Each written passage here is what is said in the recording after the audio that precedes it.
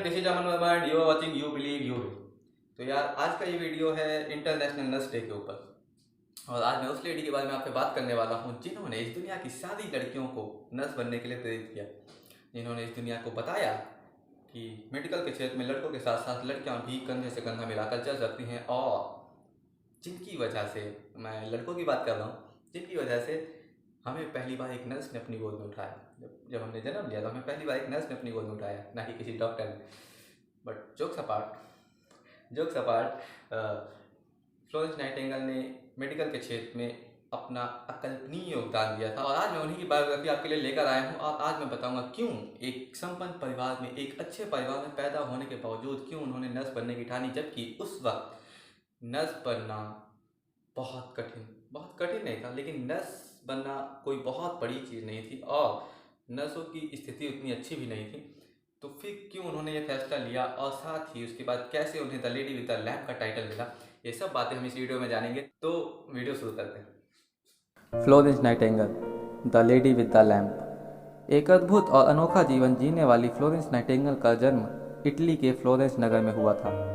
वैसे तो इनके माता पिता इंग्लैंड के बेहद धनी परिवार से थे, लेकिन जिस वक्त फ्लोरेंस का जन्म हुआ, इनके माता पिता इटली में भ्रमण कर रहे थे और इन्होंने अपनी बेटी का नाम उसी शहर के नाम पर रख दिया जिस शहर में ये उस वक्त ठहरे हुए थे। 12 मई 1820 में जन्म लेने वाली फ्लोरेंस नाइटिंगेल इंग्लैंड के डार्लीशायर में पली बढ़ी। बचपन से ही फ्लोरेंस नाइटिंगेल में दुखी इंसानों और जानवरों की सेवा करने की प्रबल इच्छा थी। एक बार की बात है, एक कुत्ते की टांग टूट गई और उस बेजुबान कुत्ते पर इन्हें इतनी दया आ गई कि इन्होंने उसकी टूटी हुई टांग पर पट्टी बांध दी। कुछ ही दिनों में वो कुत्ता चलने फिरने लगा और इसे देखकर फ्लोरेंस नाइटिंगेल को बेहद खुशी मिली। फ्लोरेंस नाइटिंगेल ने साहित्य, संगीत और चित्रकला में उच्च शिक्षा प्राप्त की। उस समय के धनी वर्ग में इतनी शिक्षित महिला एक संपन्न परिवार में सुख शांति का जीवन जी सकती थी, लेकिन उन्होंने सब सुखों को त्याग दिया, यहाँ तक कि उन्होंने शादी करने से भी मना कर दिया।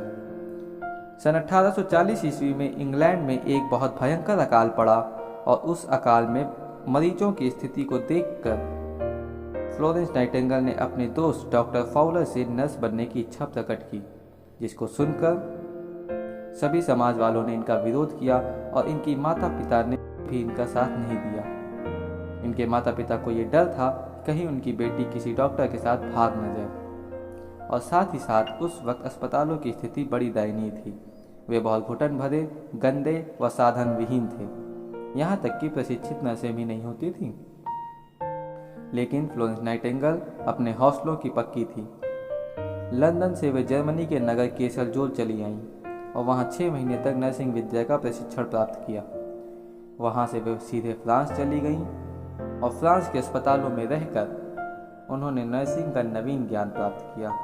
और उसके बाद लंदन वापस जाकर उन्होंने एक नर्सिंग ट्रेनिंग स्कूल खोल दिया।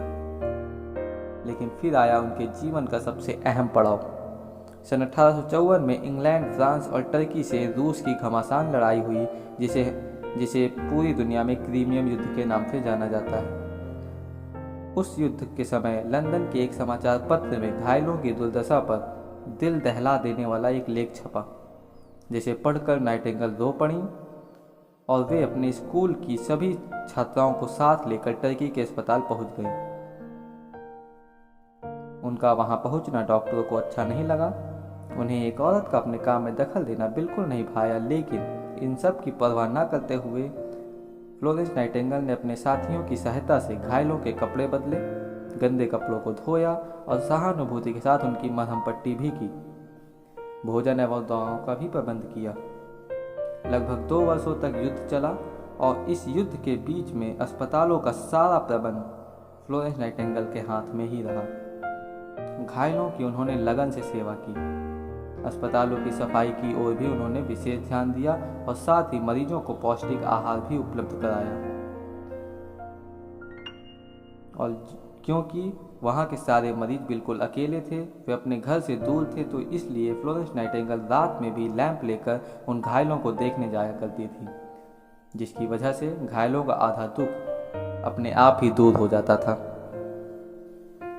इसी कारण way the lady with the lamp के नाम से विख्यात हुईं। तन मन से घायलों की सेवा करते करते वह स्वयं इतनी गंभीर बीमारी से ग्रसित हुईं कि अपने अंतिम समय तक बिस्तर से नहीं उठ पाईं। बीमारी के कारण अशक्त होने पर भी नाइटिंगेल ने नर्सिंग प्रशिक्षण के स्तर को बनाए रखने के प्रयास जारी रखे। फिर सन 1910 ईस्वी में 13 अगस्त को 90 वर्ष की आयु में फ्लोरेंस नाइटिंगेल का निधन हो गया, लेकिन उनके कुछ काम उनको इस दुनिया में हमेशा के लिए अमर कर गए। सन 1960 में उन्होंने एक नर्सिंग प्रशिक्षण केंद्र की स्थापना की, जिसका नाम था सेंट थॉमस हॉस्पिटल, और जो आज लंदन के किंग्स कॉलेज का ही एक भाग है, और साथ ही साथ वह नर्सिंग प्रशिक्षण का आदर्श माना जाता है। वो बीमारियों की सेवा में विशेषज्ञ मानी जाती थीं और इसीलिए अमेरिका में सिविल वॉर के समय वहाँ के घायल सिपाहियों की सेवा के लिए इनसे सलाह मांगी गई थी। यह पहली महिला थी जिन्हें लंदन में ऑर्डर ऑफ मेरिट से सम्मानित किया गया। सन 1907 में रेड क्रॉस संस्था के अंतर्राष्ट्रीय सम्मेलन में इन्हें रेड क्रॉस आंदोलन का पथ प्रदर्शक माना गया, क्योंकि सन 1861 में महारानी विक्टोरिया द्वारा फ्लोरेंस नाइटिंगेल को रेड क्रॉस मेडल मिल चुका था। इनका जन्म दिवस 12 मई अंतर्राष्ट्रीय नर्स दिवस के रूप में पूरे विश्व भर में मनाया जाता है। भारत के राष्ट्रपति इस दिन नर्सिंग कर्मियों को राष्ट्रीय फ्लोरेंस नाइटिंगेल पुरस्कार से सम्मानित करते हैं, जो कि इस दुनिया का नर्सिंग के क्षेत्र में सबसे बड़ा पुरस्कार है। आज भी फ्लोरेंस नाइटिंगेल निस्वार्थ और अथक सेवा का प्रतीक मानी जाती हैं। उन्होंने नर्सिंग के लिए एक बुक भी लिखी थी जिसका नाम था नोट्स ऑन नर्सिंग, और उनके इस अकल्पनीय और निस्वार्थ सेवा के योगदान के लिए उन्हें इस दुनिया में हमेशा याद किया जाएगा। शुक्रिया।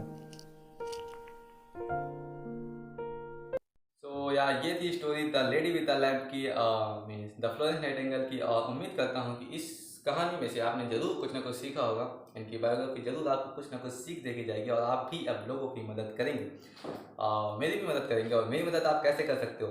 वीडियो लाइक करो, चैनल सब्सक्राइब करो, दोस्तों के साथ शेयर करो, और आपको जिस भी टॉपिक पर जो भी वीडियो चाहिए हो आप कमेंट सेक्शन में लिखिए। मैं कोशिश करूँगा कि मैं वो वीडियो आपके लिए लेकर आऊँ। और हमेशा की तरह बस यही कहूँगा कि believe yourself and do whatever you want, because I believe that if you think you can, but if you believe you will.